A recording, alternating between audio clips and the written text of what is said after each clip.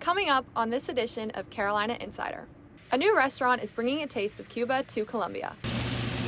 But it's more than just the food. We'll show you the meaning behind the menu.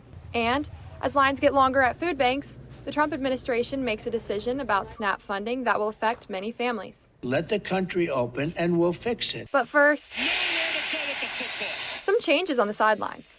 Head coach Shane Beamer makes major decisions after the team's fourth straight loss. We got a lot of work to do. Find out what could be next on the game plan. Carolina Insider starts now.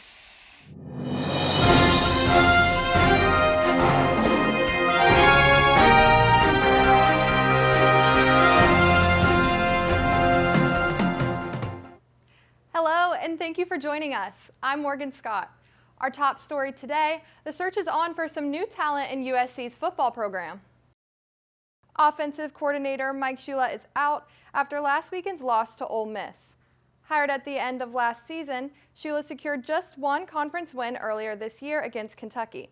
According to the state newspaper, USC owes Shula more than $2 million to be paid through the end of 2027. Offensive line coach Lonnie Teasley is also out. Look out for more information about the future of the team when Beamer holds his regular press conference later today. After ranking 10th in the nation early this season, South Carolina now holds a 3-6 record and sits last in the SEC. The team has a chance to regroup during a bye week before traveling to face Texas A&M at noon on November 15th. While one door closes, another one opens with the women's basketball team having its first official game of the season. It was a commanding victory last night, 94-54. Florida State transfer Tania Latson led the team with 20 points, followed by Tessa Johnson with 19. Senior Raven Johnson also contributed with 8 rebounds and 7 assists. All of Carolina's starters finished the game with double-digit scoring. Their next game is this Friday at home in Colonial Life Arena at 7 p.m. against Bowling Green. In other campus news, some students are rebounding after a battle against water in their apartments.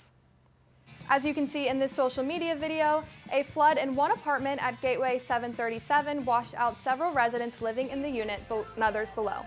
They had to move into a hotel last weekend while crews cleaned up the mess.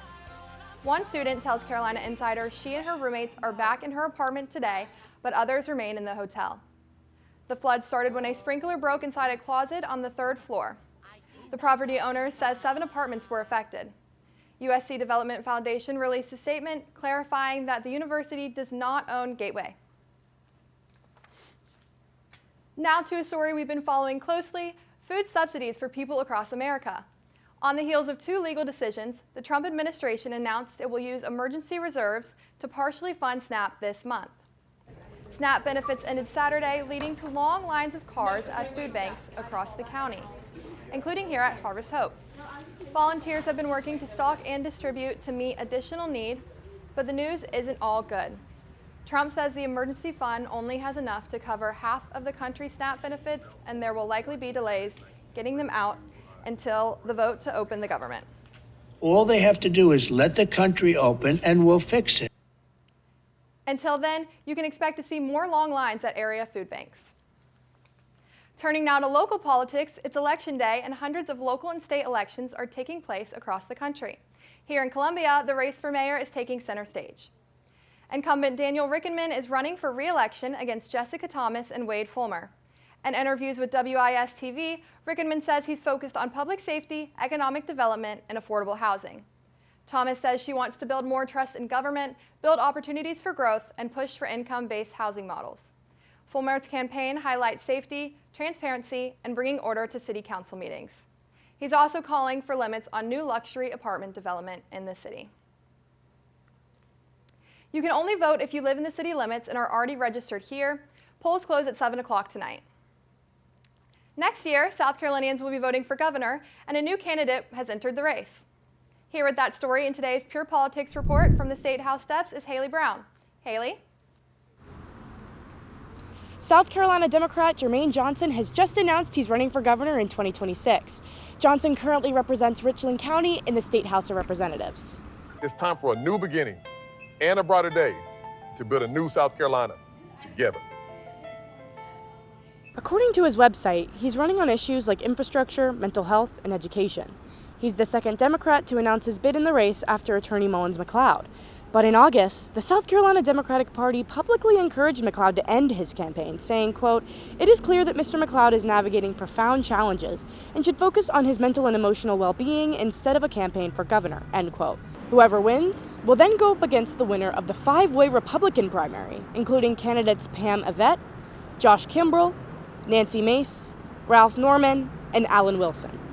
South Carolina hasn't elected a Democrat for governor since 1999. Carolina Insider will keep you updated as next year's election cycle begins. Back to you in the studio, Morgan. Thank you, Haley. Finally today, a new restaurant in downtown Columbia is serving up more than just Cuban food. It's serving up a dream. When the Golgara family moved to the U.S., they had one goal: to share their culture and build a better life. They started with a 10-by-10 tent at the Soda City Market, working long hours to bring a taste of Cuba to Columbia. Now that dream has turned into Cuban Corner, near the corner of Hampton and Main Street. I promise my English is not the perfect, not the best, but our food it is. So. Among other things, the restaurant serves traditional dishes like empanadas, Cubano sandwiches, and tres leches. Just know if you go, they're closed on Mondays. That's it for this edition of Carolina Insider, a student production here in the Kennedy Greenhouse studio in the School of Journalism and Mass Communications. Thank you for joining us. We'll see you back here on Thursday.